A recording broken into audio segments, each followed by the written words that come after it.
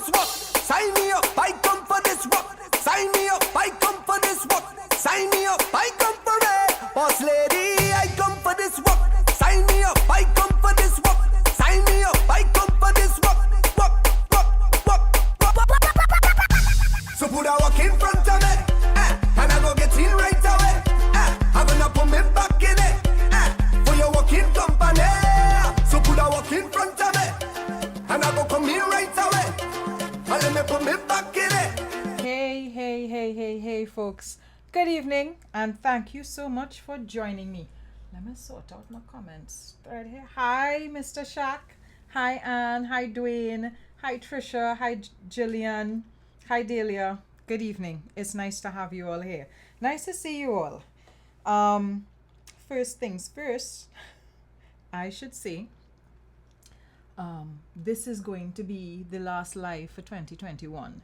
I am, after this evening, going to take a little bit of a break because I am really tired. I also think that generally we've spent a lot of time looking at politics and current affairs, and all you must see have curtain to put up, house to paint, ham to bake, fruits to soak, sorrel to boil, pastel to make and thing. So, we are that time of the year when everybody real busy with putting away the house, etc., etc. So I feel like, we could after tonight, after tonight's live, we could take a little break, just a little break. Right? Carol saying no. Carol, why no? Carol, this evening you all are going to have me here for a while. I'm not going to run away. I'm going to be here with all you for a while because I have multiple pages of performance evaluation to go through with all you.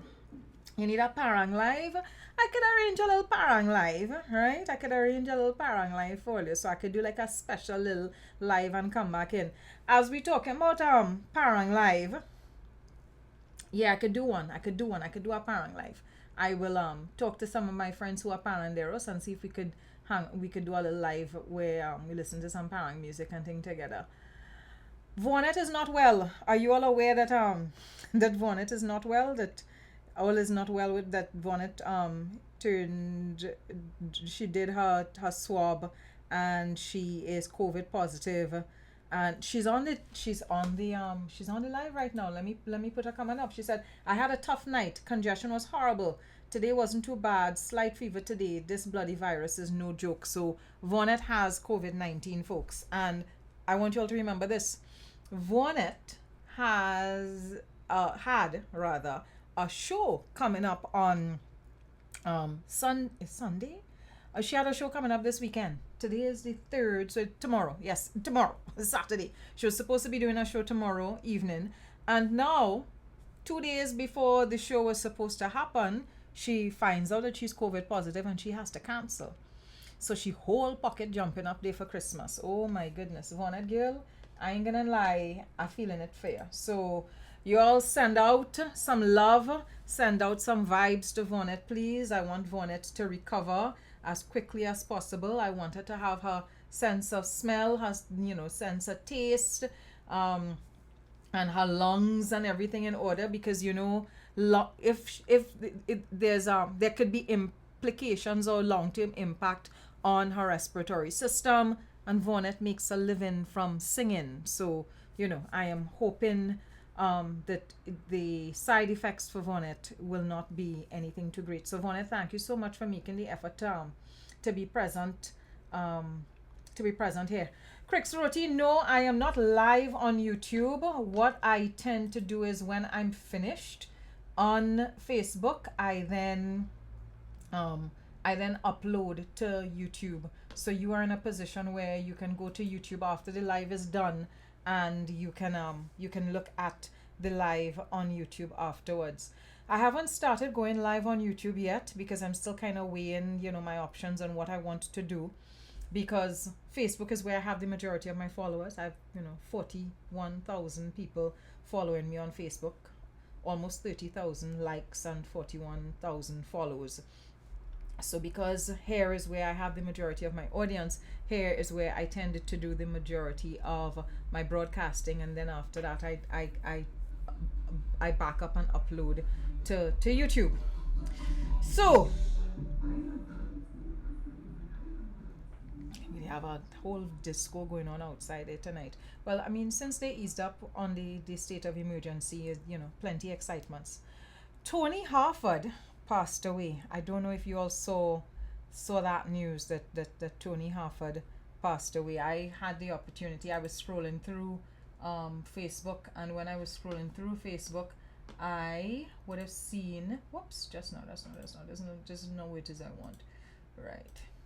Yeah, I was scrolling through Facebook and saw this post up from Chinese Laundry. So apparently, Anthony Harford, who we all would know as somebody in media and communications, he would have been a sports broadcaster here for many years. I knew him as a child growing up. You associated Anthony Harford with sport. So it's some sad news there, and we wish his family comfort in this time, because it is a severe loss, not just for the family but for the country on a whole. So yeah, condolences to the family. Our prayers go out. We hope that you all are able to find comfort during this time, because I, like everybody else, I am pretty shocked to get that news. So one of the greats gone too soon. Barbados became a republic this week, and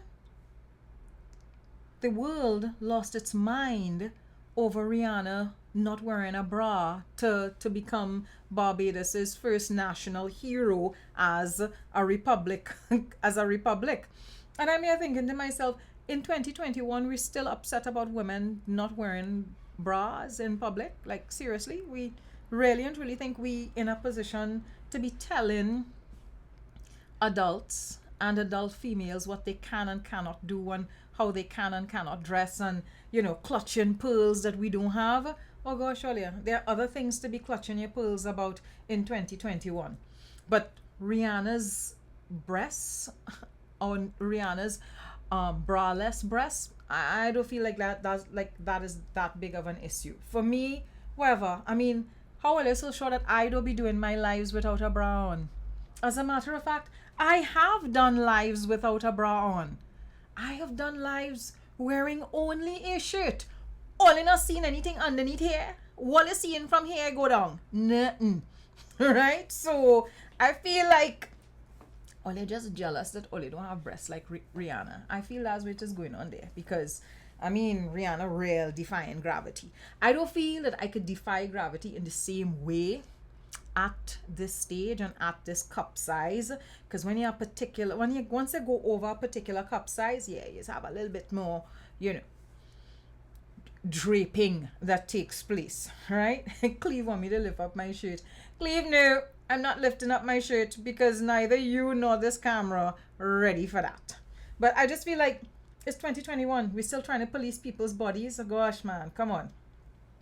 So, exactly, Anne. I didn't realize that she didn't have on a bra until people started making noise. And I was like, okay, all right, and so what? What's the big deal? What's the other thing? Oh, the UNC had a super spreader event. So this happened. Yes, Maximilian Santiago draping. All right, draping. I am draping. You need to understand what go. You know how drapes just go, right? There's it whew, right? It whew, and that's what's happened here. Whew, and it's whew, like twice over. So yes, draping. Right, so this guy, Amit Suknanan, that's Amit. Who else? That's Amit there too. And so here's the interesting thing, right? This is Amit taking his vaccine earlier this year, when vaccines became available for everybody. Not just the vulnerable. This is when vaccines became available for everybody. So you make your appointment, you show up, you get your first dose, you get your second dose, blah, blah, blah, blah, blah. This is Amit Suknanan. This is also Amit Suknanan. And this is Amit Suknanan on the 30th, which would have been Tuesday of this week. Part of that illegal anti-vax protest where people making noise and basically saying that they're protesting for rights and freedoms. So Olia, I need to understand something. What rights do we not have at this point in time? Because if people outside protesting, then their rights intact, right? If people could still go to places of worship, their right to worship is intact. If people can still affiliate with their political parties, then their right to political affiliation is intact. Their right to education is intact. What are the other things? There are a number of different rights that we have here. There are about 18 different rights that we have here. Freedom of expression, any number of things. So, what rights do we not have at this point in time? Who is forcing anybody to get vaccinated? As of this evening, it is 12 minutes past 7. 12 minutes past 7 on the 3rd of December. Who don't have rights here right now? Who don't have rights here right now? Every single last one of us.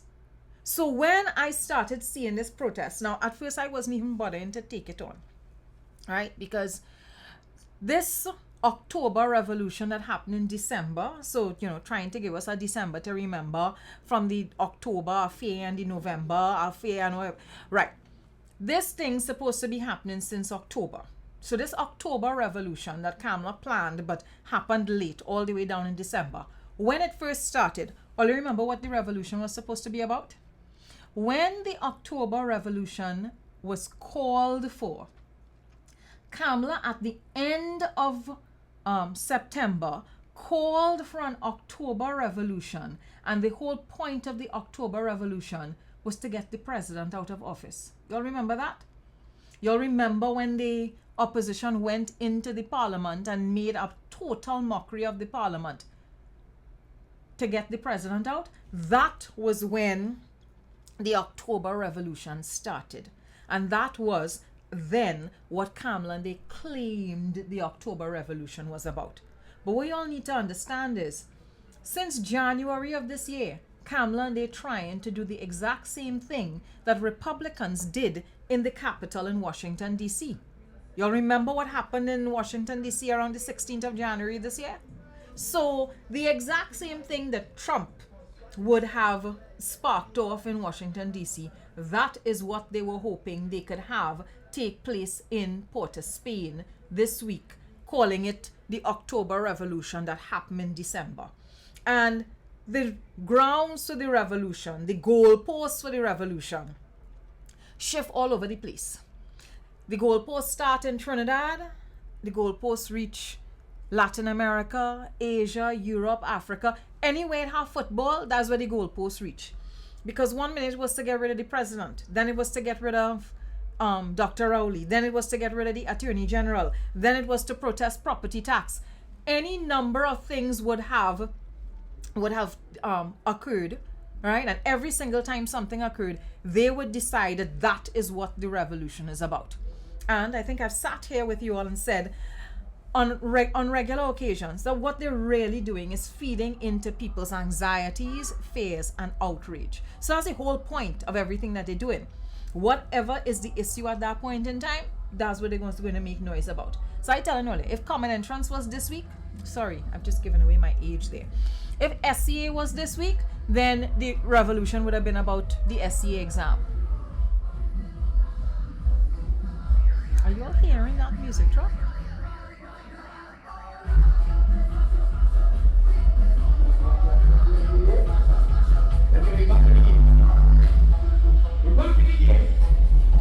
It is the final stretch, right?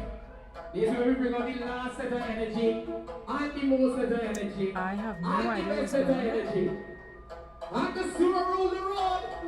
Angostura has a music truck out on the street. Artist team in the building. Remember, it's all about the Angostura, Wow. I'm gonna have to ask somebody in Angostura what on earth is really going on here. That's right. Oh, they were just in Carnage, Mary. Oh wow. Keep it rainy, I like how it's looking. Liking it. I feel I'm going to have to lodge a complaint with Angostura. 7 o'clock in the evening, I'm not supposed to be dealing up with this amount of stress in my house. Where Jeep Gladiator Rubicon could be yours. Now let me tell you. Wow. This Jeep is worth 700,000 right out of the showroom. This is interesting. In any case, let me get back to my live in the midst of this fete that Angostura is having right outside my house. This is Forest Park Punch and Rum on a December 3rd evening, 7 o'clock in front of my house. Okay. Right, so this is Amit. Amit get vexed that I put up this picture of him being arrested and of course showing the level of hypocrite he was having gotten vaccinated. Because for me, the disturbing thing is this. Amit has gotten his vaccine. Amit is by now fully vaccinated. So you are fully vaccinated and you decide the 30th of November to get in the Queen's Park Savannah, get yourself in a protest and basically tell other persons don't get vaccinated, protest vaccination when vaccines and vaccinations supposed to actually provide a level of protection against this virus. You would have just seen Vonnet's comments about how the virus has her feeling, how she lick up. And Amit, who has gotten himself fully well vaccinated at the cost of the state, right, is telling other people, don't get vaccinated, and the government violating your rights. Up to now, they can't establish how exactly the government violating anybody's rights. But the government violating your rights, Kamla all the way, don't get vaccinated. So I call him out. And when I called Amit out on my page, Amit jumps up on my page, and what's the first thing Amit decides he's going to do? Attack me based on things like money and intelligence. So Amit's first jab at me is, you should have do something with your gate education. And I had to pause, because that's when I realized Amit really think me and he's the same size. He think me and he pitch marble in school together. Amit think me and he is friend and calling me sister. No, Amit, you and I, we are cut from the same cloth at all.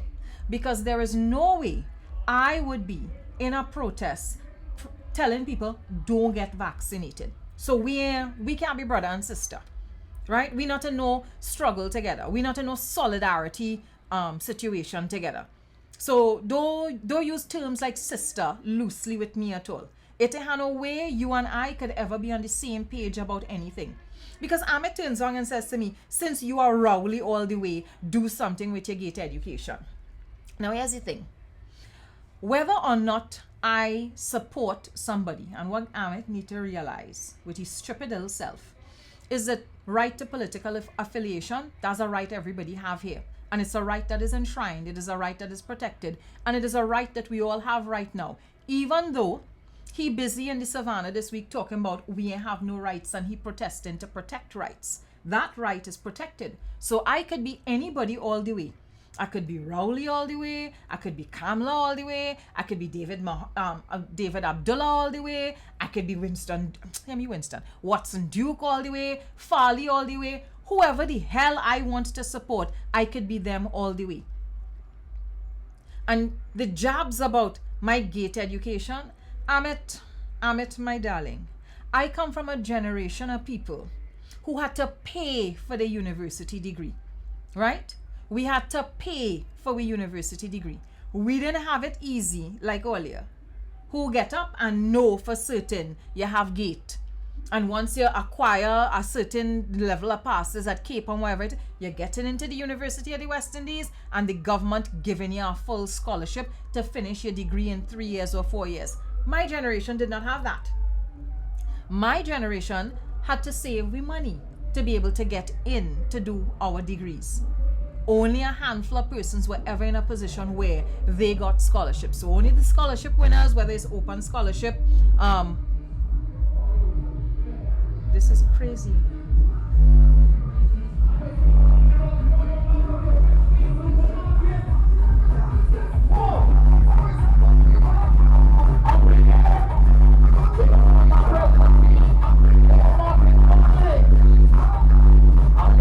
Give me a second. I really need to see what is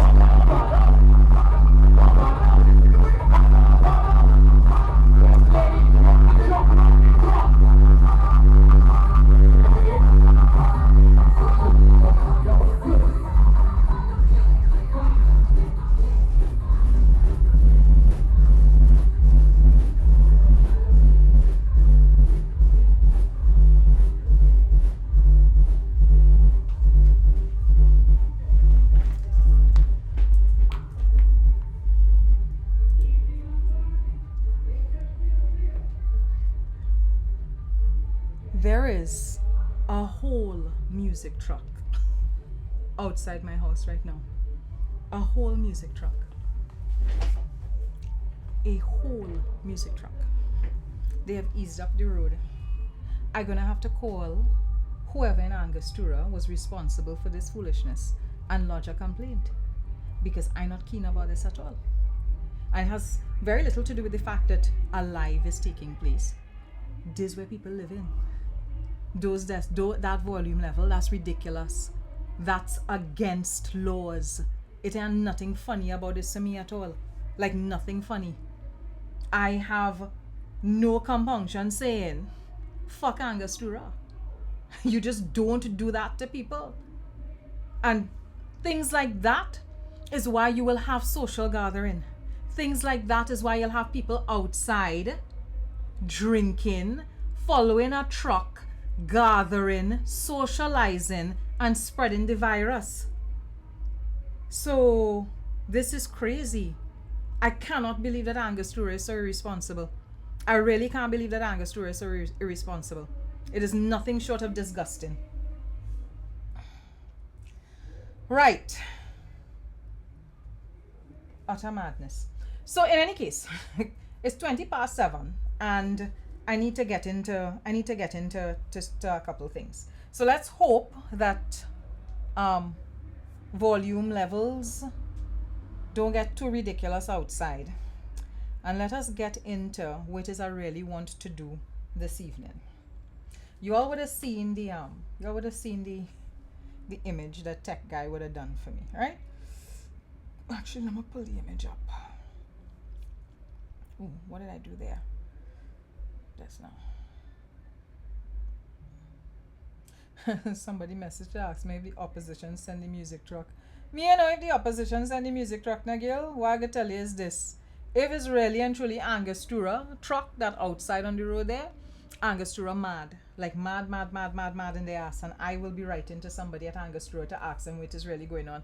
Because them decibel levels, that's ridiculous. So, this is the poster that I had up earlier today.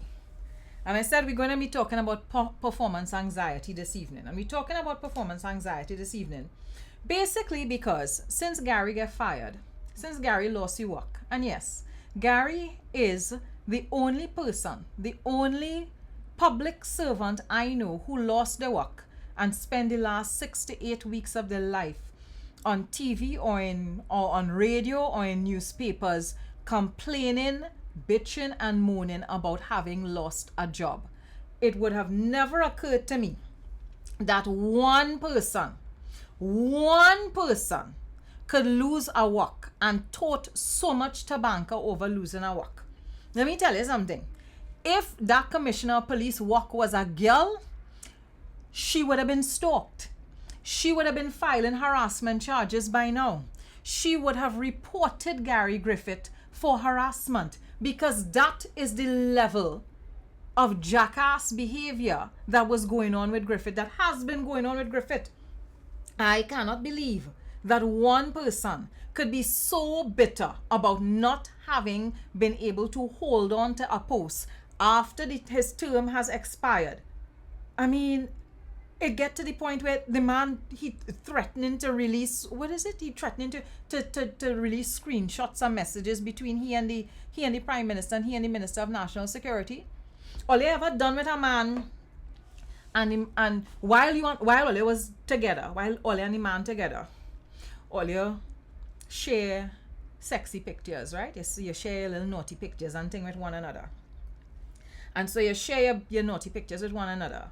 And you take little video and thing and you share video with one another. When all together, all you film all yourself and thing on video. And it save on he phone. It ain't save on your phone. And when he done, and you tell him, well, that's it there, it was nice by moving on. Time for me to find a next man. He threatening to release your nudes. That is Gary Griffith. Gary Griffith, in threatening to reveal conversations between himself and the Prime Minister and the Minister of National Security, is basically threatening to reveal their nudes. So if anybody was ever in a relationship with Gary, they have to be worried about whether it is transpired between them and Gary, because Gary, in his bitterness over the loss of this work, has decided that he looking to expose everything in the public domain, because if he can't get the work, nobody else must be able to get the work, and he must scandalize the work, scandalize the post of Commissioner of Police, scandalize the government, because he is now angry with the government. The same government that vote to put him in the work in 2018, that same government that vote to put him there, because that government hasn't changed in any significant way. Yes, there was a general elections in 2020, but for the most part, a lot of the same persons that would have voted in support of him in 2018 were right back there this year. Same Prime Minister, same Attorney General, same Minister of Finance. Fitzgerald Hines was there, Stuart Young was there, all of those persons were there. So you ain't get back the work.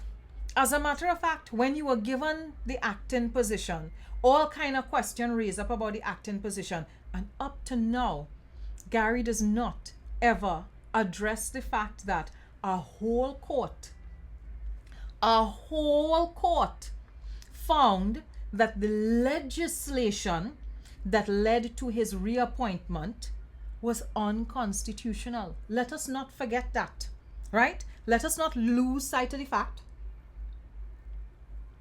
Let us not lose sight of the fact that a whole judge sit down and write a whole ruling on a matter that she would have heard. Griffith had his lawyers, the state had their lawyers, the Police Service Commission, I believe, had lawyers as well, although nobody knew who was giving the Police Service Commission lawyers instructions, because by that time the whole commission resigned. But a whole court would have presided over the paragraph 4, right? Legal Notice 183. And when they presided over Legal Notice 183, Legal Notice 183 indicated that how he was appointed to act was unconstitutional. He doesn't reference that at all. Never references that.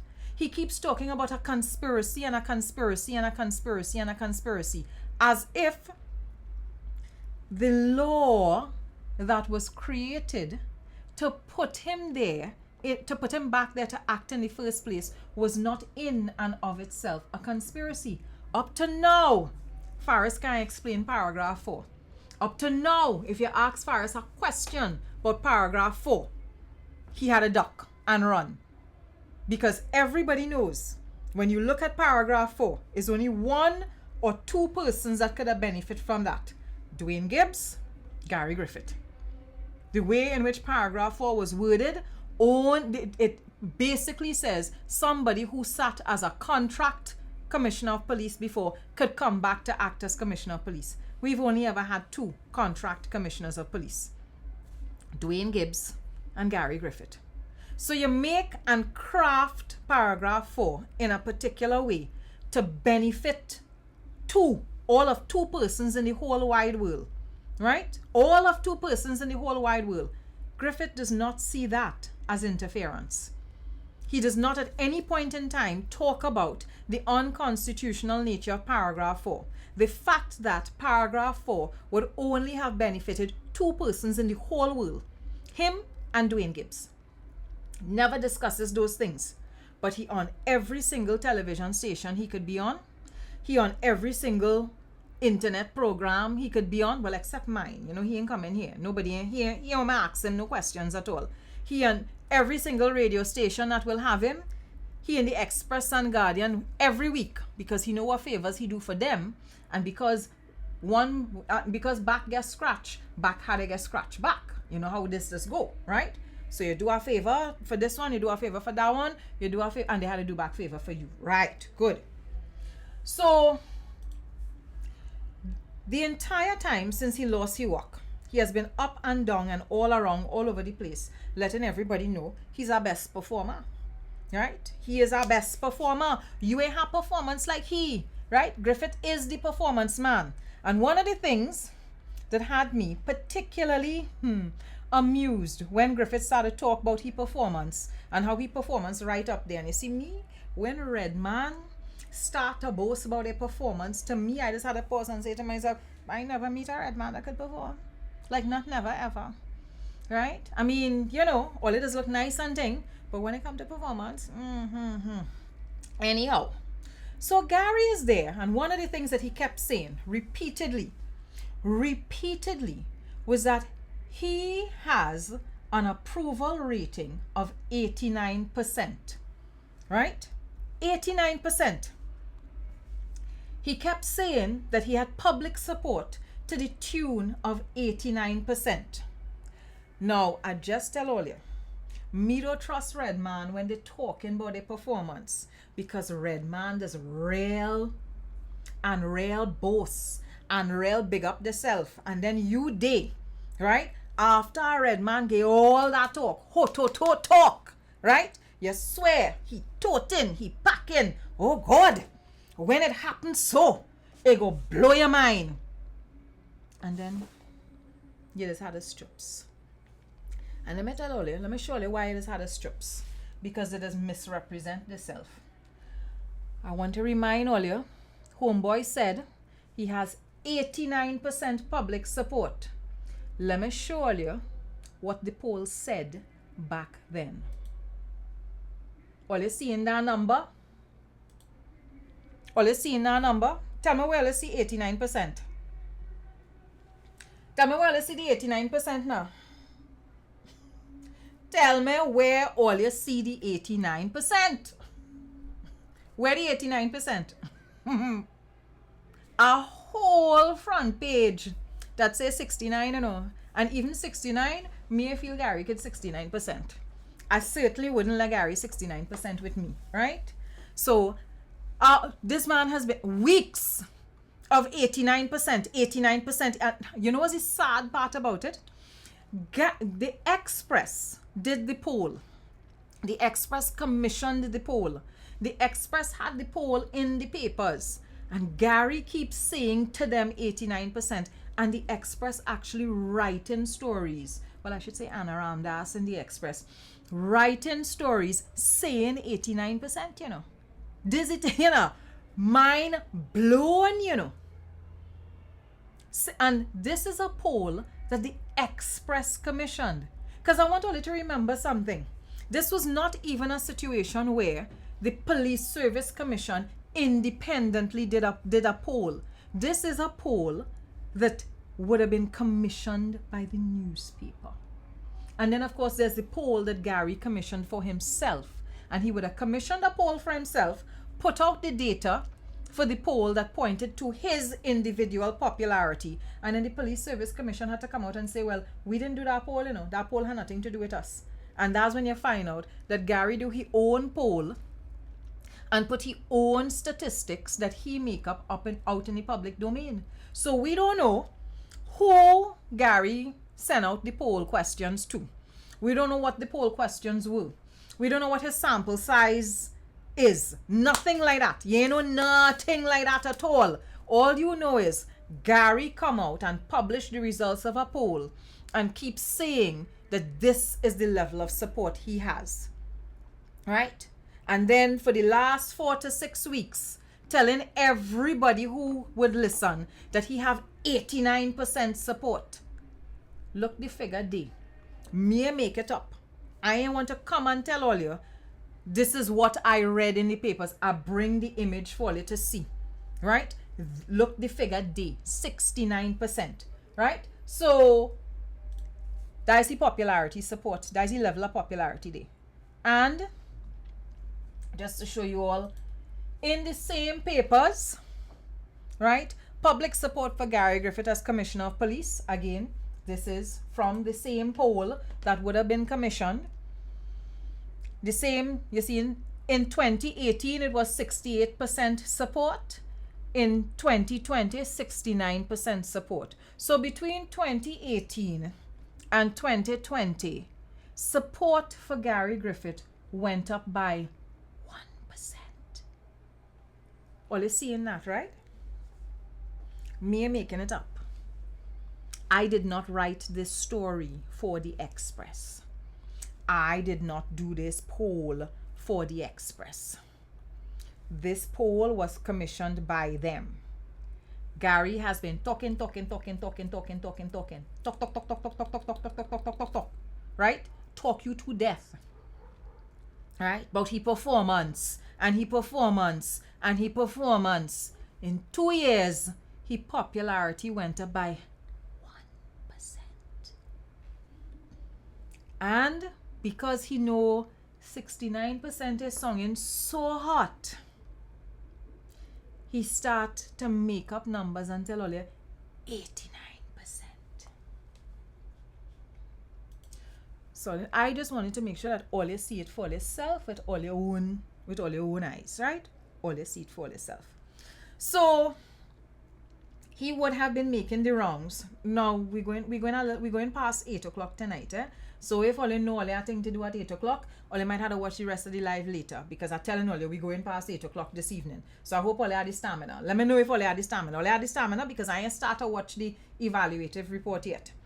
So he start to go to television station after television station. Every talk show program. So morning program, evening program, afternoon program, before Sesame Street, after Sesame Street, in the middle of Sesame Street, if he could get a little tush, right? Where is it? There we go. So then this starts to happen. He reached the point where he reached on Philip Edward Alexander program. Gentlemen, if Kid Rowley feels that little boy attitude of sending private text messages between a commissioner and a prime minister, he sees it fit to go public. If I start to reveal text messages, there might very well be a snap election before the end of this year.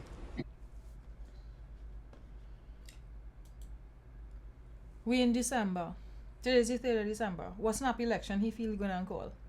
And this is what happens when all a man knows to do is to run him out to grand charge, to gallery himself, and to bluff, right? I have text messages. I can reveal text messages, and when if I reveal it, snap election before the end of the year. It ain't no way an election calling before January 31st. No way. The only election that happening is the one that's supposed to be taking place on Monday, the THA election. So that was him there, gallerying himself about the Prime Minister. Then this is another thing that he did, and I wouldn't doubt that this happened because I had put up the screenshot of the evaluation. And we're going to get into the evaluation just now. Not too long now, we go get into the evaluation. So this document, let me bring myself back up on the screen there. This is the document for stage 1 of the evaluation for Commissioner of Police.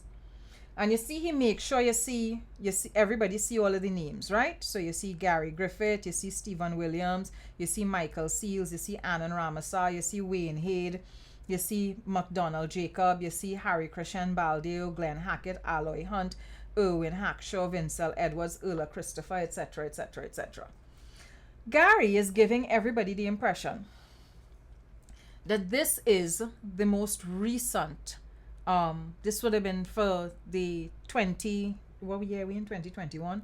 This is for the 2021 assessment for the post of Commissioner of Police. This is actually back in 2018. So this would have been the first time around when he applied to become Commissioner of Police. And if you look good up at the corner, on my side it would be the right hand side. I'm not sure what it presents as on your end, but it's a total weighted score stage 1. This is only the first stage, right? Total weighted score for stage 1. We don't know what's the score for the other stages. I'm not even sure how many stages in total there were. But what I found curious about this was, how does he have this? Who on the Police Service Commission then would have given Gary the total weighted score for stage 1? How did he get his hands on this document? Because the Police Service Commission would not have passed on any of the weightings to any of the candidates. Remember, there was an independent firm that was used to do the headhunting and assessment, KPMG. So KPMG would have been responsible for doing all of the assessments and evaluations. And what they had to do after they did the assessment and evaluations, and I remember this because I was covering the story on radio back then.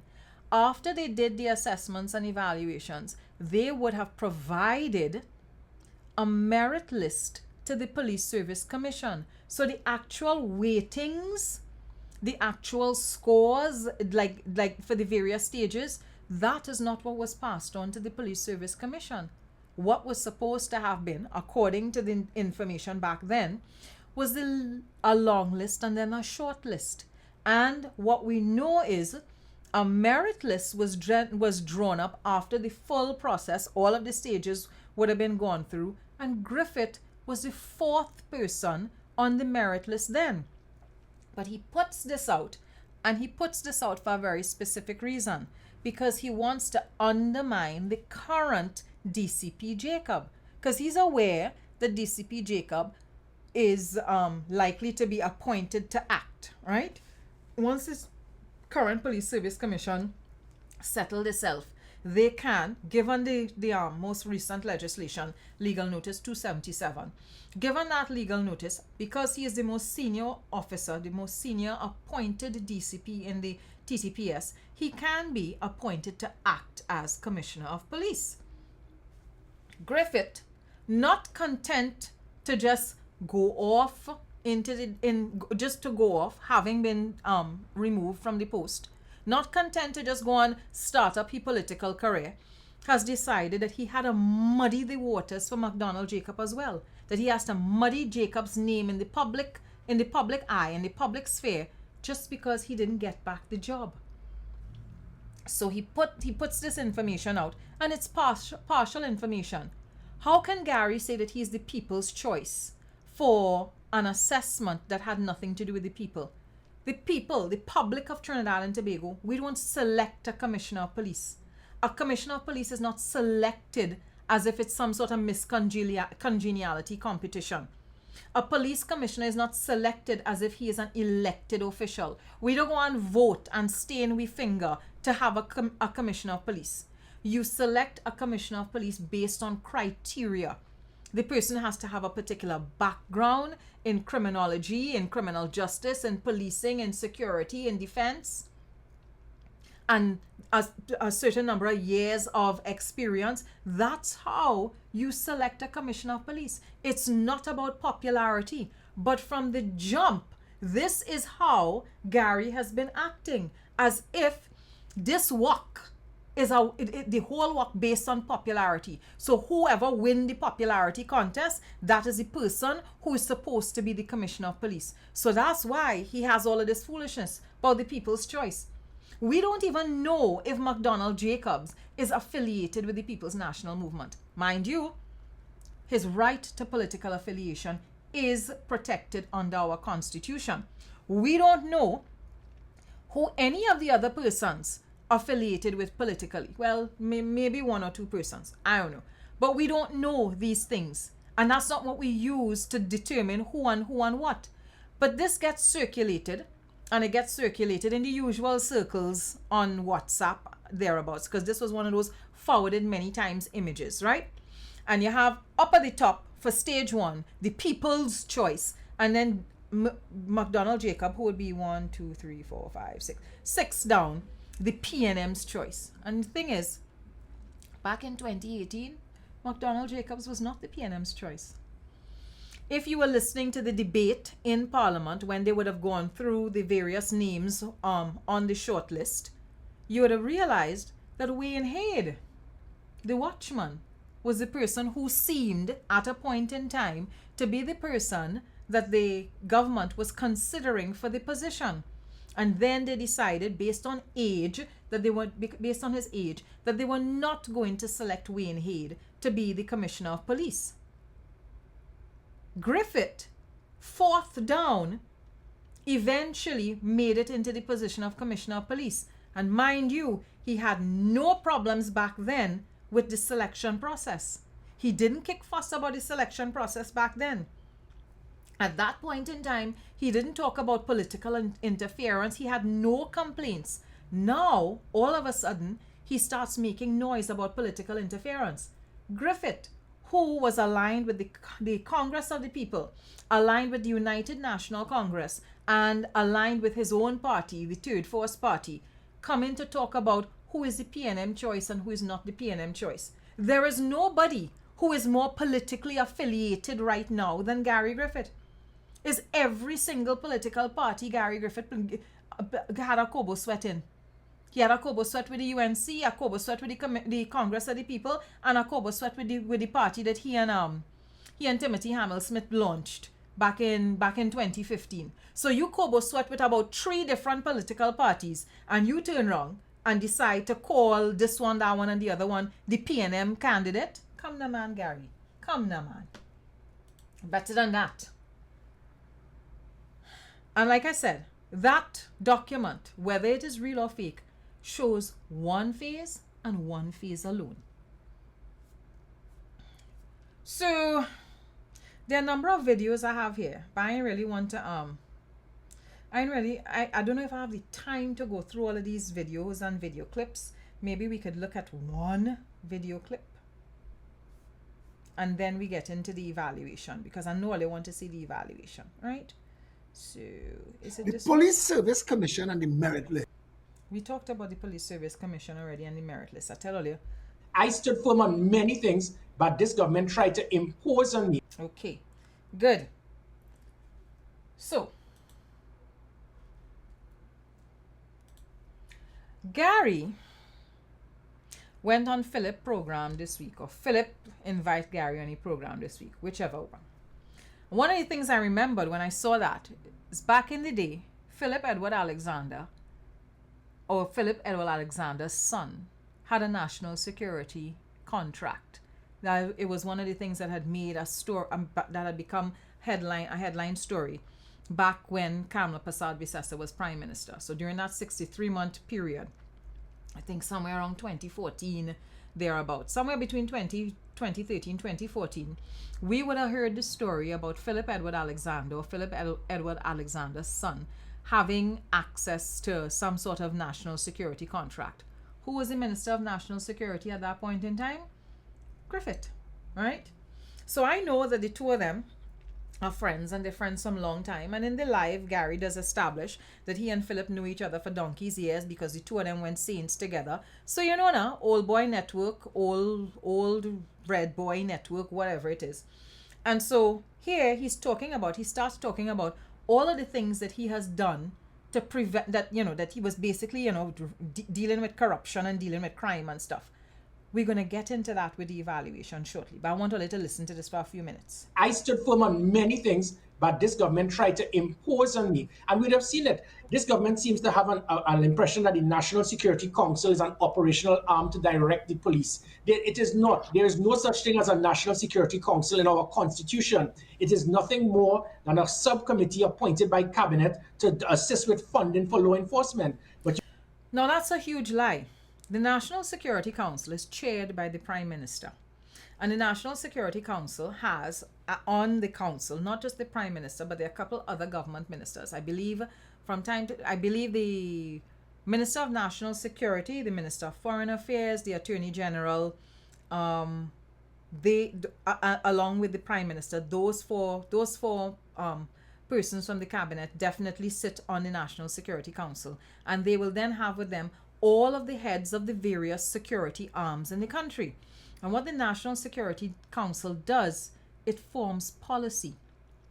So at the point in time that the National Security Council was working efficiently, and that would be before Gary Griffith was on it as Commissioner of Police, what ought to be taking place, or what used to be taking place is, you have those key persons from the executive, from the cabinet, and the key persons who would be at the head of the various arms of the national security, whether it's Coast Guard, Army, the SIA, the Commissioner of Police, head of Customs, all of those things, and they'd be talking about the crime challenges that the country is facing and the ways in which the various organizations could be working with each other. And so the National Security Council would allow for discussions about where they might need legislation, where they might need better funding, where they might need improved policies. And then out of those conversations would come plans for operational activities that would be handled by the various arms and organizations. Gary, as per usual, can't help himself. He has to attack everybody. He has to lash out at everybody. So you come and you sit down, and the National Security Council is not a real council. It's not protected by the Constitution. It's not supposed to be doing anything beyond providing funding. The thing about it is, you don't need a National Security Council to provide funding. There's already a line ministry, the Ministry of National Security, that would provide funding for all of these various organizations. So Griffith, again, not understanding how things work, one, running him out, two, because, more mouth than anything else, and wanting to build traction with an audience. And I want you all to remember this. Everything that Gary is doing now, since he lost his work, since he became the nation's #1 unemployed person, every single thing that Griffith is doing is to gain and develop traction amongst a voter base.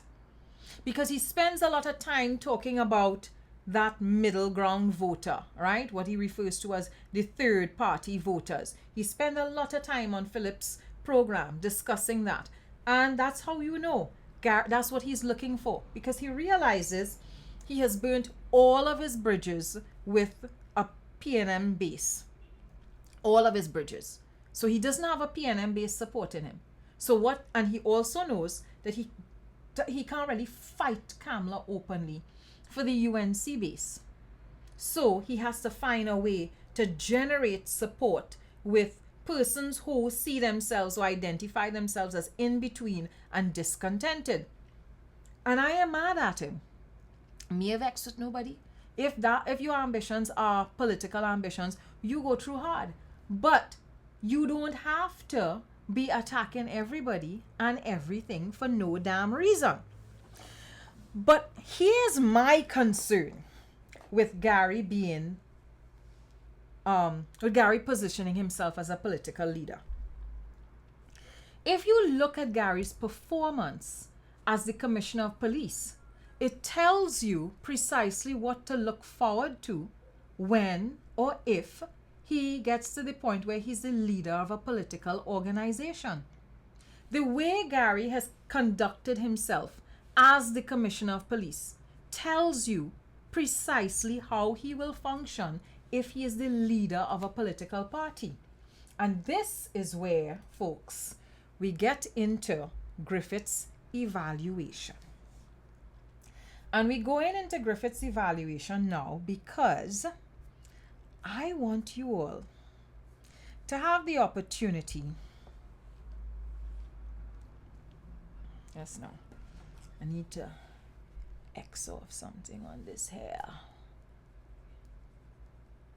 Right. I want you all to have the opportunity to assess Gary for yourself.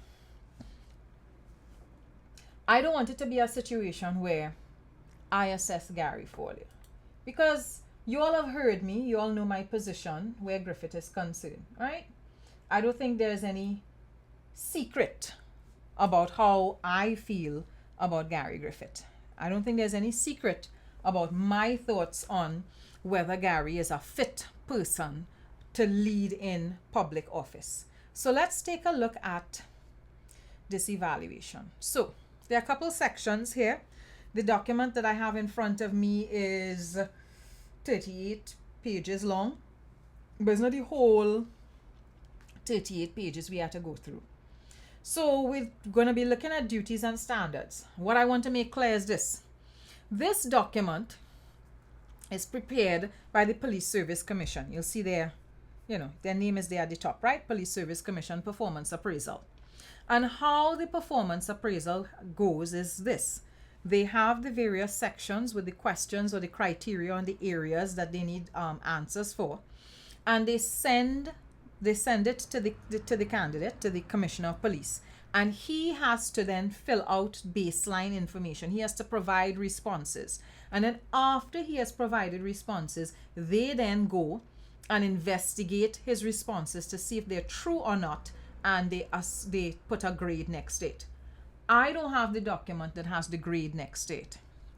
But I have the document that has Griffith's responses, or the responses on behalf of the Commissioner of Police, right? Because when this document is sent to the TTPS, people within his secretariat, the civilians and that he would have hired, they would have been responsible for compiling the information that was put on the document. So you all are going to be able to look at the responses that the Commissioner of Police or his office or the persons in his office put on the form. And I'm going to leave it up to you all to decide what grade all you will give Griffith. So this is the rating scale here. The rating scale goes excellent, very good, good, fair, poor. I leaving it up to all you, right? As we go through the criteria, all you could decide for yourself. I'm not deciding it for all you. So this is the very first part of it. And you will see that there are a number of areas, right? So maintenance of law and order. And I want all you to notice something here. The very first item on the performance appraisal says to meet at least once per week with all deputy commissioners of police and assistant commissioners of police to discuss the management of the police service. The very first item, and they have no response for it in the baseline data. The very first item. So, first duty and responsibility is to ensure that he meeting with the deputy commissioners of police and the assistant commissioners of police at least once a week. No answer. Right? NA, no answer. He does get a tick though, where strategies discussed should be documented in annual plans and revisions, so there is an operation plan. And also measurable targets should be set for all strategies, so it was determined that all strategies were accompanied by measurable targets, right? Now, I let in all your grade for yourself. Me ain't grading. Then, when you get to all programs, projects, and strategies should be implemented in accordance with plans. Of the 64 action items planned for implementation in 2020, only 15 were fully implemented, right? So, again, he doesn't meet with the deputy commissioners of police and acting commissioners and assistant commissioners of police on a weekly basis. He put an action plan in place, but on the action plan, of the 64 items, only 15 items fully implemented, right? Then he was supposed to, and all of this is human resource management issues we're looking at here. And I want you all to understand something. Crime fighting and crime figures and crime statistics, that's only a small portion of what the commissioner is responsible for. The commissioner has a huge responsibility when it comes to managing the human resource in the police service, as well as managing the money in the police service. So you're going to see plenty categories for human resource management and communications within the police service. So, He's supposed to have descriptions to be developed for all 1st Division officers and all civilian staff by the 14th of May 2021. There was no response for that. So, a human resource job that he was supposed to do that he didn't do.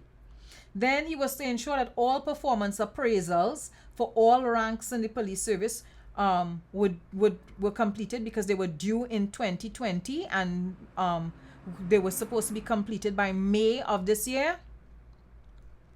Less than 10% were appraised in 2020, right? So again, everything that he's supposed to be doing, he ain't doing. He gets a tick from me for the for recruitment, so he has ensured that there were new recruits in the police service. Then the next area, all training administered by the Police Training Academy is to be evaluated, and then you find out in this here. Remember, wherever you see baseline data, that is the responses that the TTPS or the Commissioner of Police provided. Of the 194 courses that the Police Training Academy provides, only 93 of them were evaluated. So it means that not all of the courses, not all of the training that is being provided to the TTPS has been properly evaluated. So now you have to ask questions about the caliber of training that the police officers are receiving. Remember, we are on the downstream end of police service. Police officers are only as good as the training they would have received. We all the time just be asking questions, how these officers trained, boy? Who training these officers, boy? What kind of training taking place, boy? We ask those questions all the time. Now you're looking on here and you're seeing that the person who is responsible for ensuring that these things are implemented, the Commissioner of Police, this way it is going on. So evaluation of the training administered by the police service, by the Police Training Academy, is not properly done. Right? Not properly done. So now we understand that's an area that whoever comes on to be Commissioner of Police afterwards has to work on. Has to work on.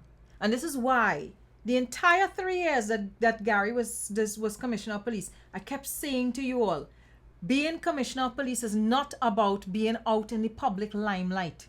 It's not about standing up in the middle of the road and directing traffic for everybody to say, hey, yay, look, the Commissioner out on the road directing traffic, boy. There is a lot of desk work that the Commissioner of Police has to do. So, let me go to the next category, next performance category, human resource management again. Is supposed to develop a training or performance development plan for each Deputy Commissioner of Police. No answer. No answer. I hope all you're watching. I hope all you're seeing what is going on there.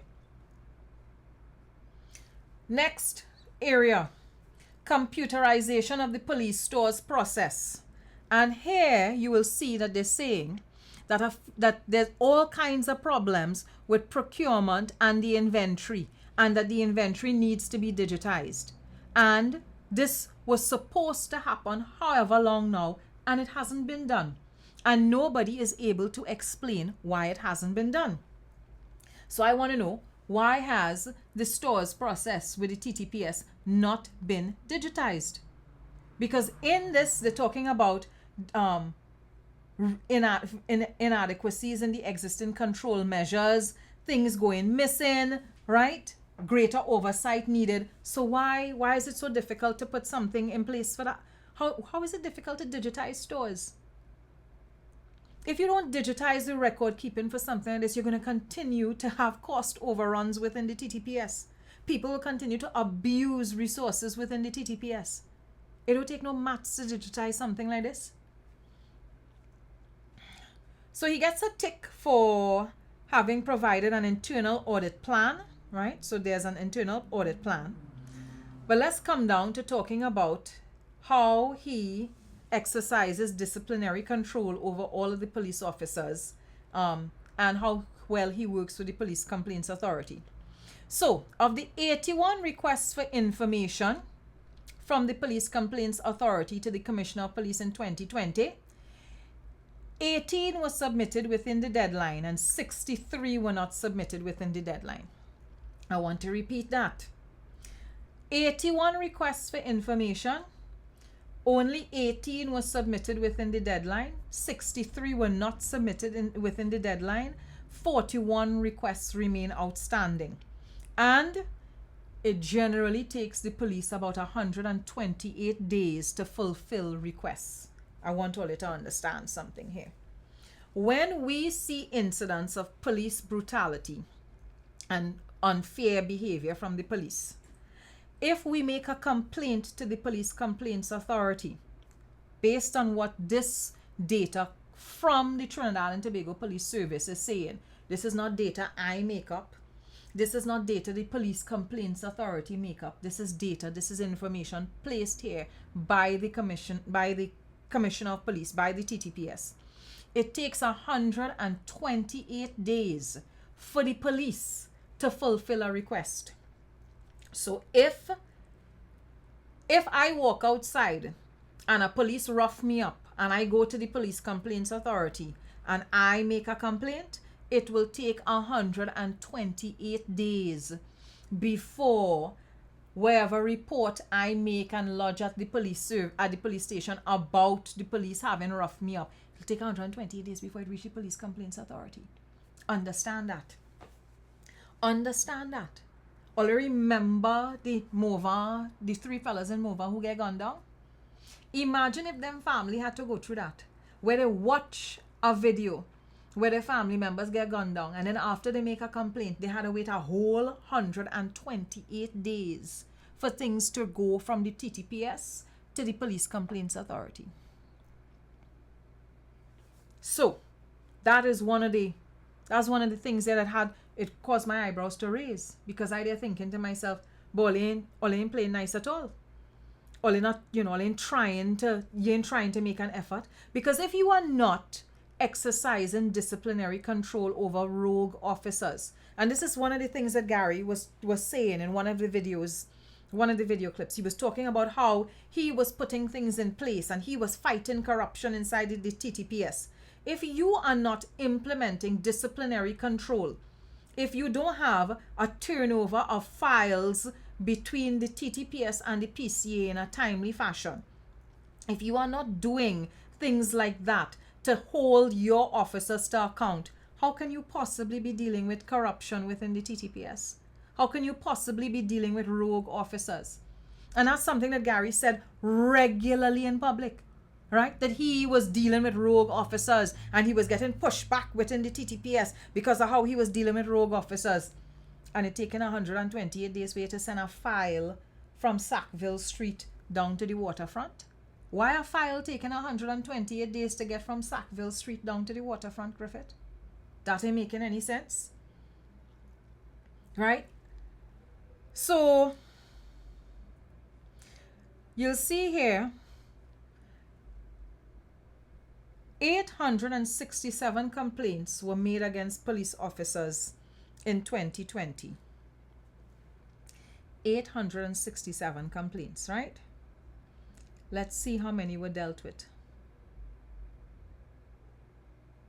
Of the 867 complaints made against police officers in 2020, 25 were closed off in December 2020, and 842 remain outstanding.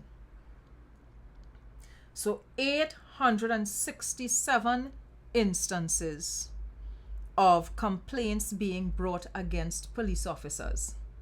And according to this report here, according to the information provided by the TTPS, the majority of instances, nothing ain't happen at all. They outstanding. When asked whether he initiates disciplinary action against all police complainants whose court matters were dismissed in 2020, no response either. No response. Right? Whether promotions are done in accordance with the Police Service Act, no response again either. Right? So, Police Complaints Authority issues Promotion issues, no response. Whether he finalizes and implements policy inclusive of criteria for the appointment of police officers on contract, all you have here, there's a long response here, but it just says that an initial review was taken. So he has not yet finalized and implemented any policy. He has begun, right, an initial review. So police officers still waiting, right? Police officers who are on contract are still waiting to have their situation be rectified. Now, this is a man who was on social media 24/7. You put up a post, you put up a comment, he dare to respond to you, to buff you, to cuss you, right? All subsequent appointments of police officers on contract should be done in accordance with the policy and its criteria. Again, no response. So I am here trying to figure out what human resource management was Griffith doing.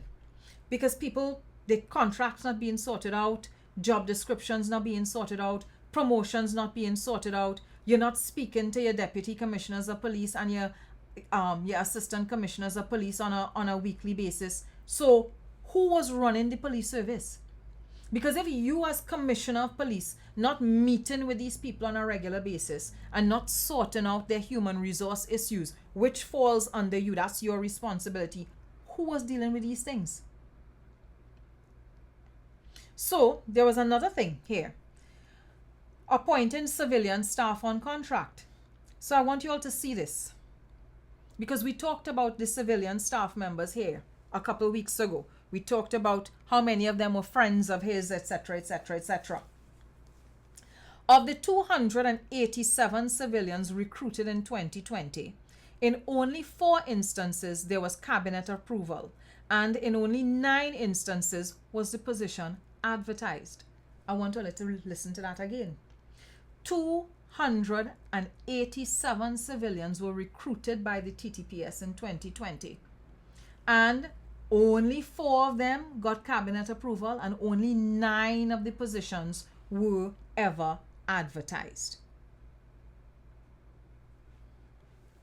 Where is the accountability? Where is the transparency? Where is the legality in that? Nothing.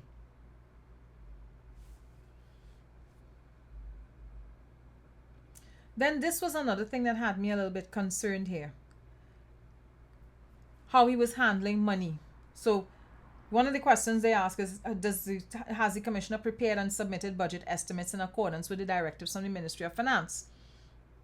And they're saying that he submits budgets in accordance with the Ministry of Finance. But there was a request for $118 million of more money, like extra money. So the question there has to be, what was he spending that money on? So let's say the TTPS's budget for the year was $300 million. He would have then asked for a further $118 million. And it's not clear what the $118 million was spent on. And then, according to the TTPS, monthly reconciliations were completed for expenditure and revenue, but not for any of the 3 bank accounts owned and operated by the TTPS. So there was this question about what's going on with the money in those 3 bank accounts. Who handling those? What went on with the money from those 3 bank accounts, right? So as you can see, there are questions about how he handled money, financial management questions. Financial management questions. There's a person who putting himself forward as a possible political leader in this country, right? And already we are seeing questions about how you're managing human resource, how you're managing policy, how you're communicating with the people in your organization, and money and expenditure issues. Right. This is all your best performer. Eh? This is all your best performer. And just now I'm going to get to crime and crime statistics. So there's some questions here from the Auditor General on whether or not records would have been done accurately. For the most part, I think he was in compliance with the Auditor General. There are things about him not meeting fiscal deadlines. So he was supposed to He was supposed to submit budget estimates by particular times every year. He never used to meet the particular time. He would always be past the deadline for his budget estimates. And the thing that has me amused with this is from 2018 to at least 2020, Gary used to be in front of the media as often as possible, complaining about how the Ministry of Finance not giving him enough funding. He, as often as possible, up to the point where the state of emergency, the lockdowns with the pandemic started last year, March, April, May, thereabouts. There was a whole story about Rudal Munilal providing a donation of water to the TTPS, and Griffith complaining and saying that the Ministry of Finance wasn't releasing monies to him on time. And here you have it, right? That he was not meeting budget estimates deadlines. So if you're not doing your draft estimates and submitting your budget estimates on time to the Ministry of Finance, how are they going to know to release funds to you? Because everything is a process. You have to complete your estimates, submit your estimates to the Ministry of Finance, and then they have to go in the process of verifying things, making sure they vote have money, and then releasing funds to you. So if you're not meeting your deadlines, how do you expect them to release funding to you on time? And I looked at that and I smiled. I had to smile. Right? So he regularly missing deadlines for accounting for money. That's the other thing. And then when they ask him questions about ensuring that at least 50% of the internal audit plan is implemented, there's no response for that. So the internal audit plan doesn't take place, or at least the 50% accountability for the internal audit plan, the 50% implementation of the audit plan doesn't happen, and there's no response for that. So in terms of ensuring that all revenue is collected in compliance with established laws, there are no questions or queries there. There are questions and queries though about the armory, the gun armory, and the effectiveness and efficiency of procurement with respect to items in the armory. There are questions about his leadership, strategic leadership and management, whether he directs the major divisions of the police service strategically. And again, this is where I've consistently said, Gary is the commissioner, but the one man does not run the entire TTPS. He has divisional heads. He has heads of units, heads of departments. Not once did you ever see him and those other heads of units doing anything strategically. You never got the impression that the TTPS had deputy commissioners of police and assistant commissioners of police. Never got that impression at all. And that's because he made the TTPS into a one-man show. And the show was all about him. So, one of the interesting things here is that job descriptions. Right. So, the commissioner is meant to plan, organize, and direct the major divisions of the police service in strategic, operational, and tactical planning activities. And tactical is a word Gary likes to use all the time. You're always talking about tactical and tactical and tactical. So for each deputy commissioner of police, he was meant to develop a SMART performance standard on which there must be consultation. Up until 2021 of this year, there was no implementation of these job descriptions for the deputy commissioners of police. So I don't know how Gary was running the TTPS. Like, who was running the various divisions?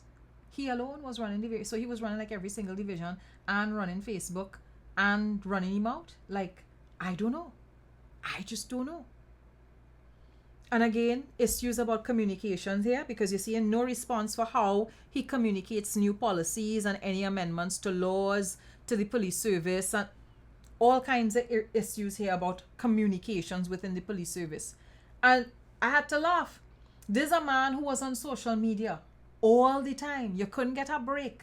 You say anything about Griffith and he in your inbox one time. And you're not communicating within your own police service. And this is not stuff that other people saying about you. This is information you provided to the Police Service Commission for yourself. So I want to get down to, there are a couple other things here about, handling of guns and bullets and that kind of thing. And there are lots of areas where under leadership, strategic leadership management and communication, it's just no response, no response, no response, no response, no response, no response. Right? So then a huge chunk of areas where no response at all from the TTPS. This I found interesting. This is to do with body cams, CCTV cameras, surveillance technology and all that. Gary and them may have no proper policy in place for the storage of sensitive data that they're recording. No proper policy is in place for that. So you have on these cameras and you're recording data, you're recording information, you're monitoring people's activities, and you don't have a proper policy in place for what you're doing with that. That's interesting. So there's a lot of no answer, no answer, no answer. And then here, where they were asking about him conducting surveys and determining the level of satisfaction with respect to policing and police activities. I'm just saying, but there's a man who was all over the place, talking about how popular he is and, the rankings are between him and the police service. And you ain't passing on no information to people in the police service about how the public feel about the police service. You ain't doing any kind of internal assessments at all. Gary wasn't running a police service. He was running a parlor. So late, I mean, there are a number of reports that he just late. They're requesting information. You can't get the information from him on time. Quarterly reports that were supposed to be provided to the commission with requests, and you have no idea if the requests were fulfilled. And then here, Toppy would be flying out of the country, but he was clearly not doing any training for himself, because they asked about him attending conferences, to improve his skill and his knowledge and stuff, and he only attended one conference for the year. So I want you to understand this. You have a commissioner of police. You have lots of other commissioners of police regionally. You have lots of other commissioners of police throughout the Commonwealth. And we have a commissioner of police here who was refusing to attend conferences to get himself up to speed with best practice, new techniques, new technologies, new approaches to crime and crime fighting.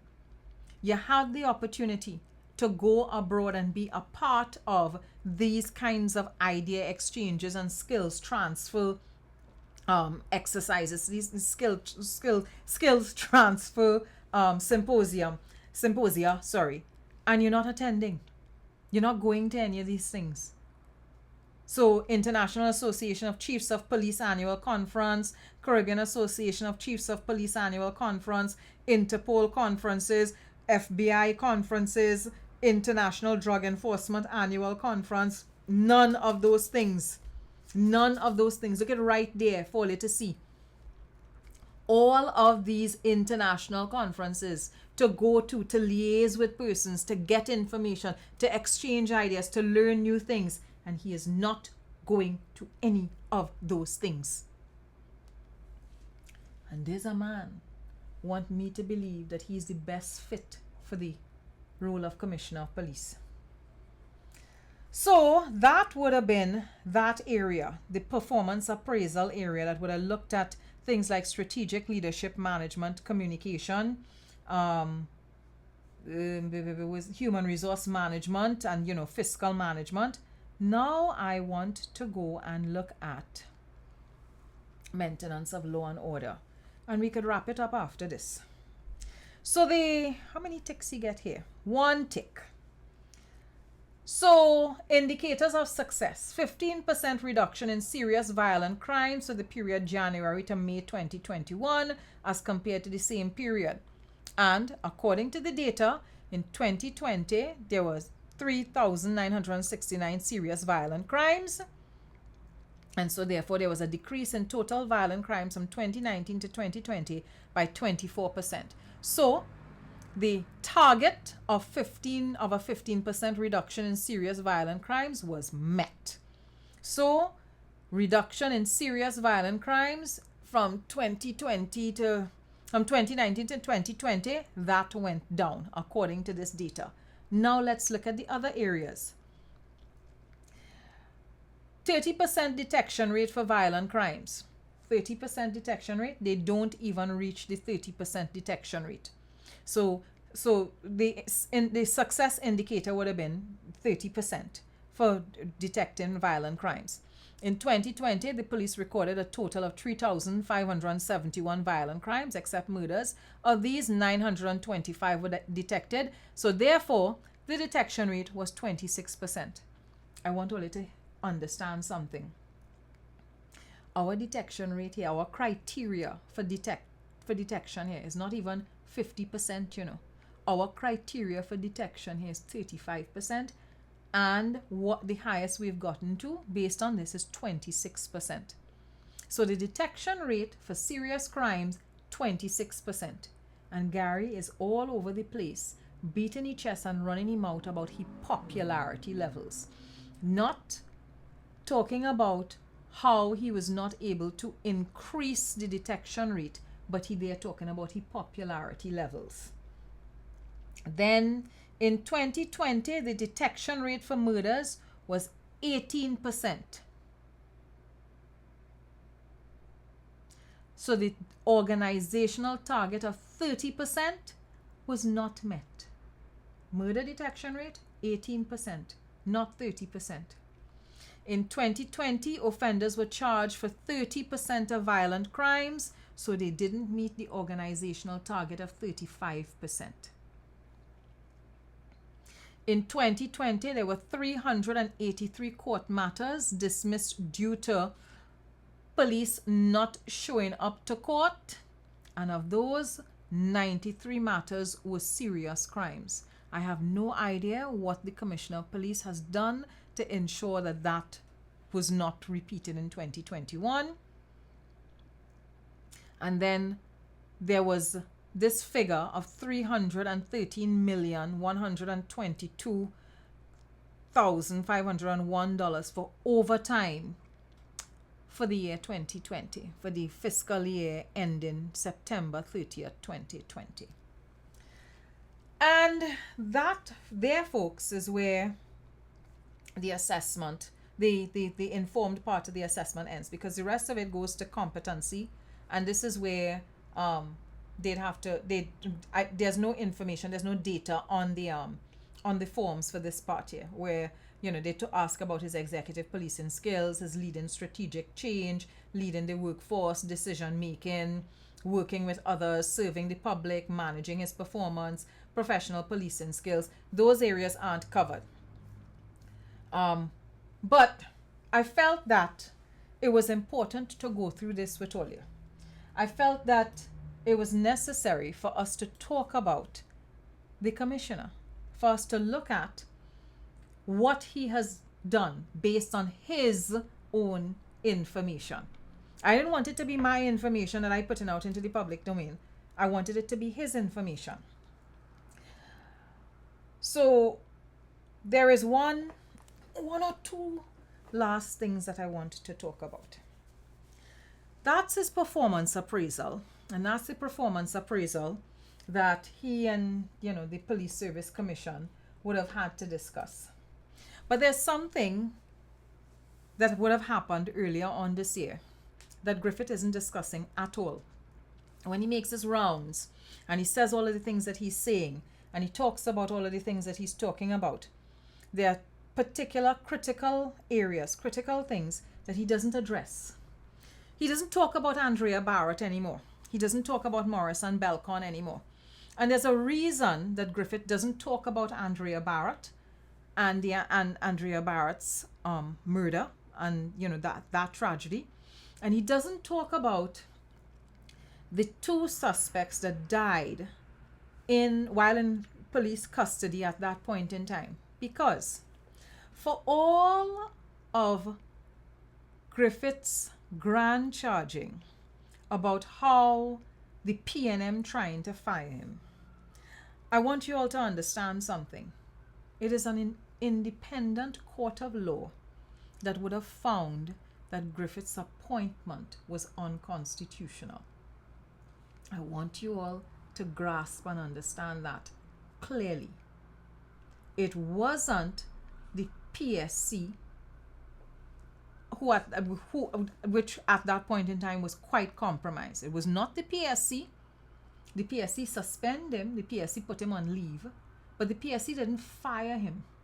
What happened is a court of law ruled that paragraph 4 of legal notice 183 was unconstitutional.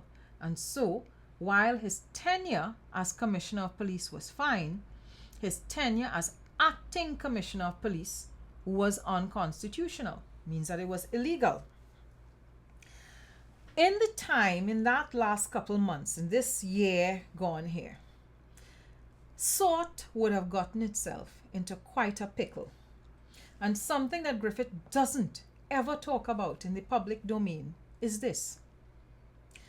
Do you all know that the TTPS used to get funding from the United States?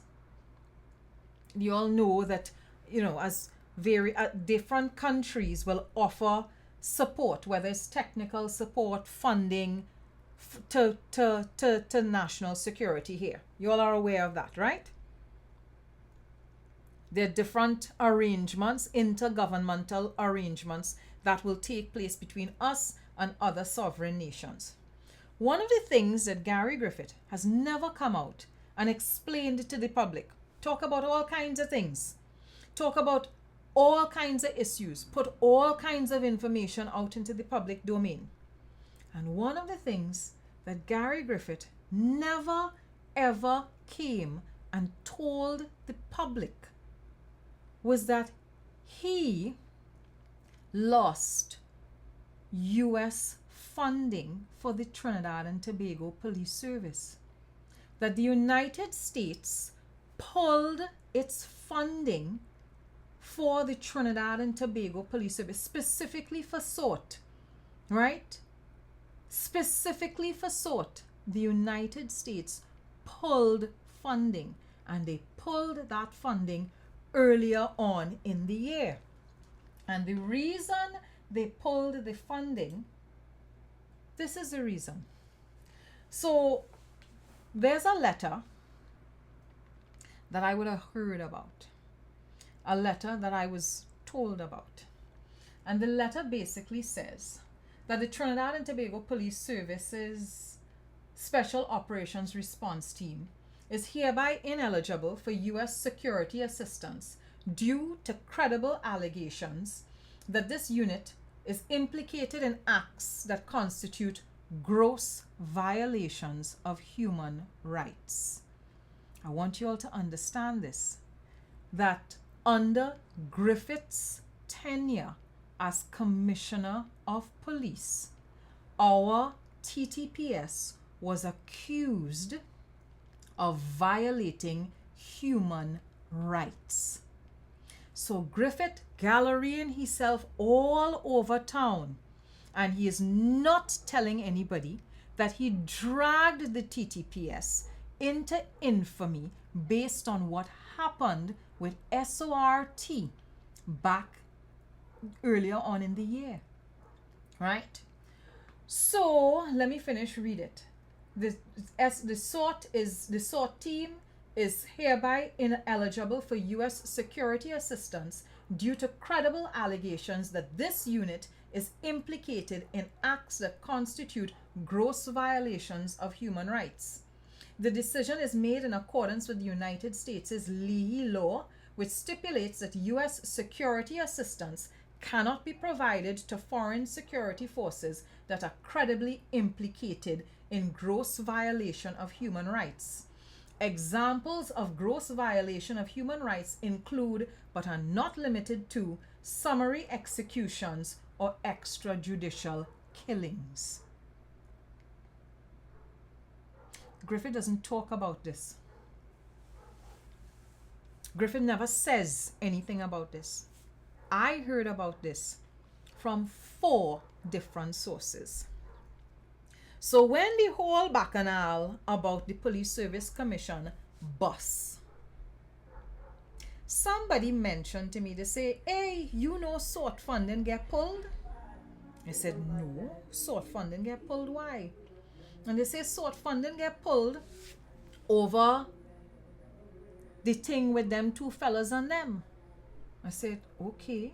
I said, but why would they, like, you know, because we've not yet had a conclusive investigation, right? The Police Complaints Authority would have done their report, and they submitted a report saying that the 2 men were tortured.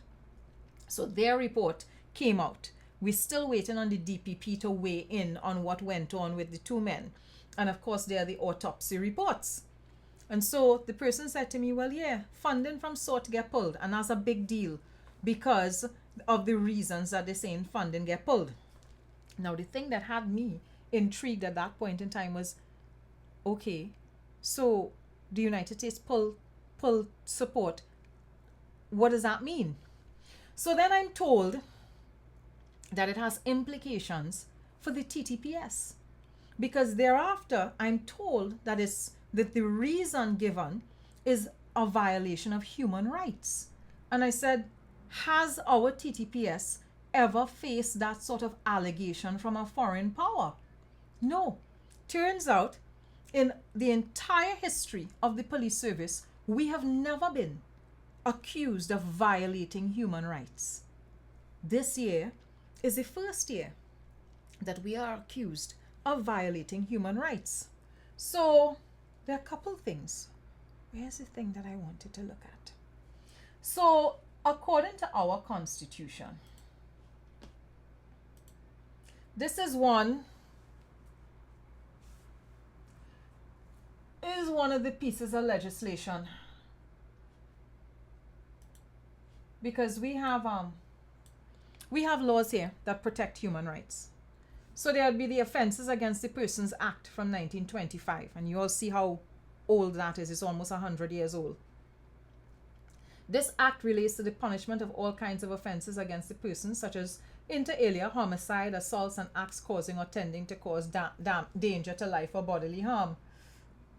All you want to know which state entity here responsible for keeping an eye on international law and human rights? I'll give all you one guess. One guess. Which organization, which entity in this country do you think has responsibility for having oversight of international law and human rights issues? Let me see how sharp all is.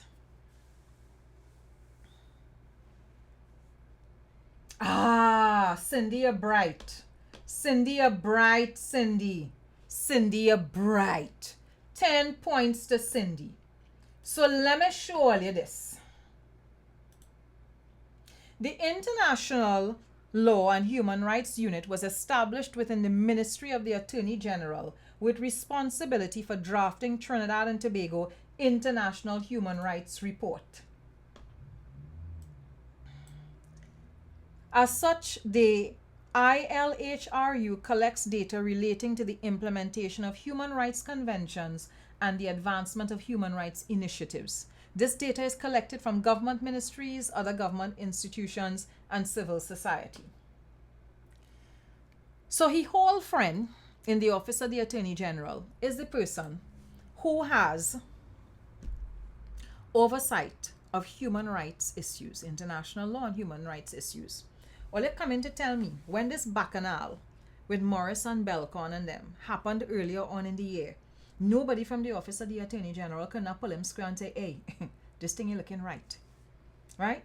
When the first person get beaten to the point where sitting on in a chair caused them to dead, nobody could not pull this man square and tell him, hey, this is not a good look. You're damaging the reputation of the TTPS globally.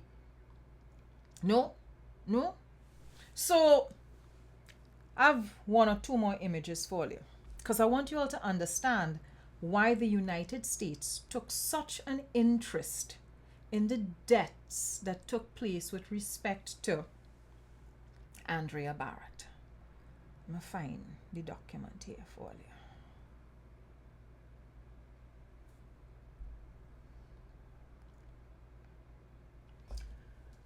Right. Here we go.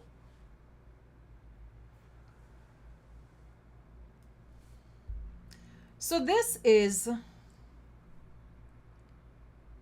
the birth certificate of Belcon.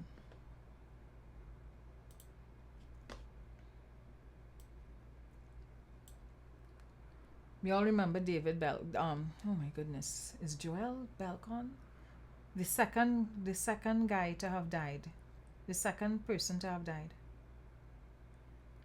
Mr. Belcon's mother, Mary Belcon, had a child with a person of Navajo origins in the United States. So Belcon is actually an American citizen by virtue of birth. And so what happened with that whole case is that somebody, that's a Joel Belcon, thank you very much, Ryan. Somebody who is of Native American Indian blood died within the custody of the police service here. And because Native American Indians as indigenous people are viewed as a dispossessed minority in the United States, they lobbied the FBI, and this case in Trinidad became a federal issue, a federal investigation.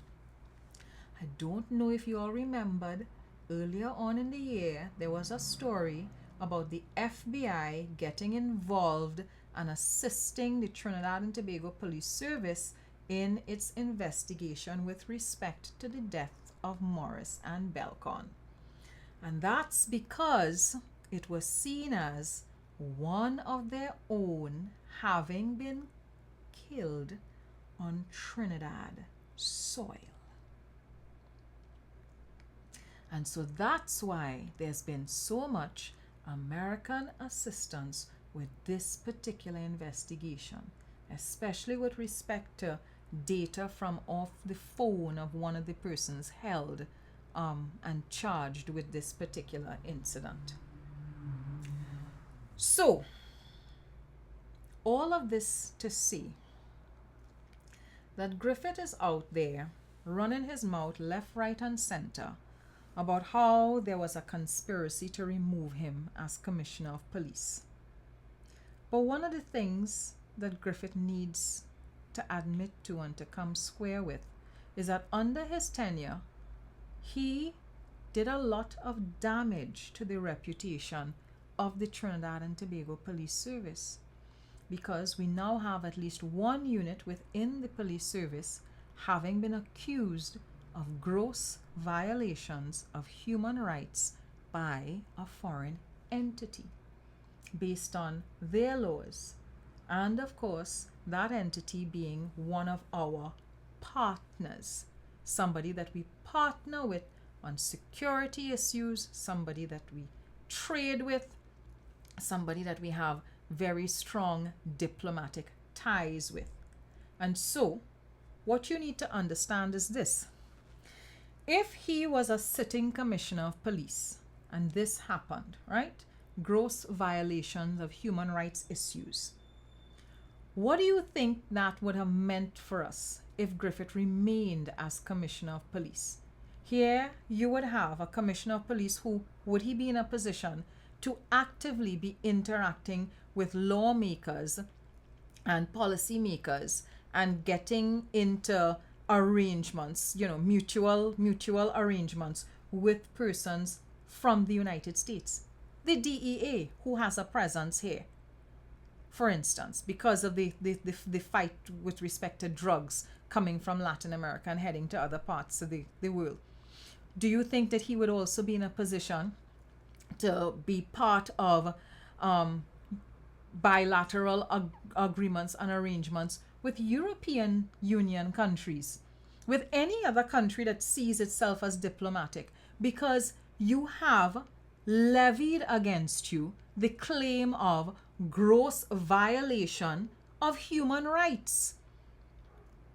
Now I want you all to pause for a second and think, can we have a political leader that has had something like that be lobbied against him? Pause for 2 seconds and think about it. Imagine he gets to the point where he leads in a political party. Imagine he gets to the point where he becomes an opposition leader. Imagine, God forbid, he gets to the point where, because we like people who popular and could run them out on grand charge and gallery plenty, he ends up as a leader of the country. Gross violations of human rights would have occurred under his tenure as Commissioner of Police.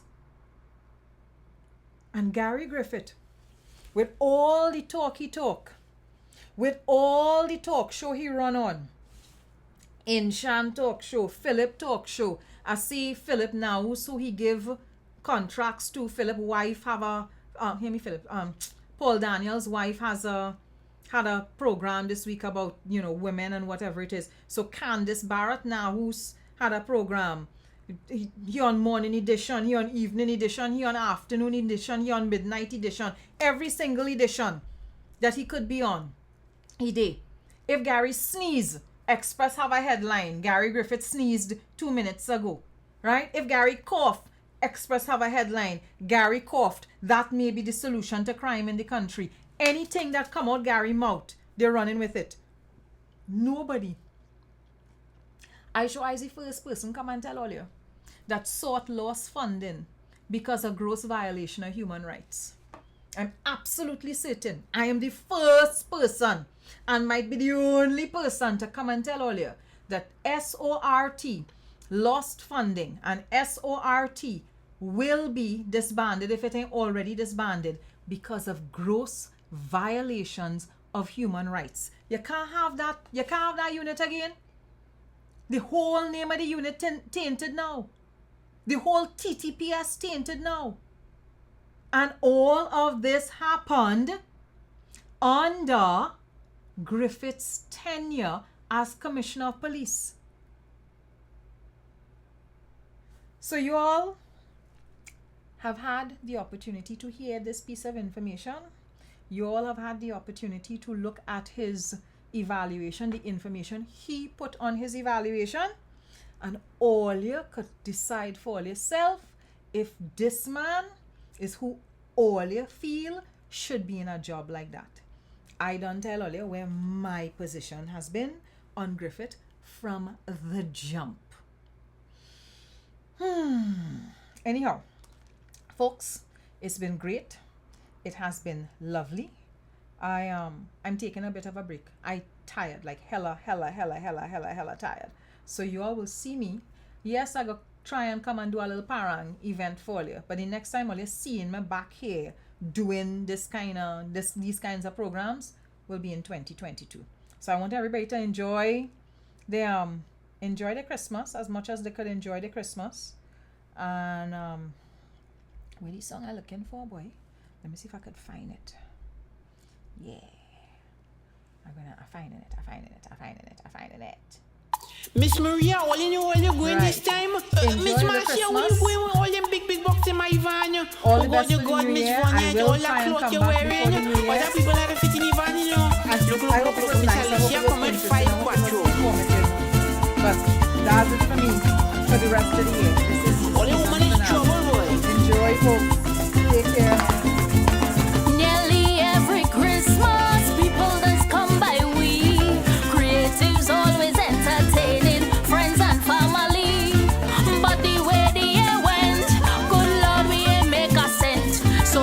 some cash in we hand.